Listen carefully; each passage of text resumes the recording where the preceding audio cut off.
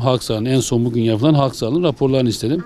Halk sağlığının raporlarında bunu şöyle özellikle ifade etmek istiyorum. Sayın Bakanımızın tabii ki mutlaka bir tespiti vardır ki söylemiştir ama halk sağlığının bugünkü raporunda değerli arkadaşlar bizim insanın tüketim amaçlı sular yönetmeliği var. Bu yönetmelikte 81 parametre vardır. Bu parametreye göre analiz yapılır ve analizlerde bugün gelen bana göre sonuçta olumlu.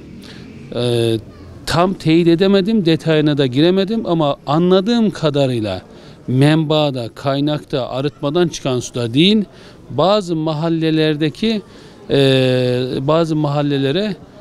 su farklı yerlerden kaynak karışabilir. İhtimaldir, emin değilim. Bunda olmuş olabilir ama normalde Atatürk Barajı Havzası'ndan gelen su arıtmadan da vatandaşlarımıza ulaşılan suda sorun yok. Çünkü biz bunu çok ileri tekniklerle tetkik ettik. Genel anlamda sorun yoktur. Ama lokal problem olabilir. Ben de şimdi onunla ilgileneceğim. Arkadaşlara soracağım. Burada çok şey olmaz. Yani ikircikli bir durum söz konusu olmaz. Sayın Bakanımızın söylediği konu mutlak surette lokal anlamda bazı bölgelerin içme suyunda. Onda Büyükşehir'in bilgisi olduğunu biliyorum. Belediye başkanına bu konuda bir aydınlatma yapacağını düşünüyorum. Biz normal şartlarda dün bu su verilecekti.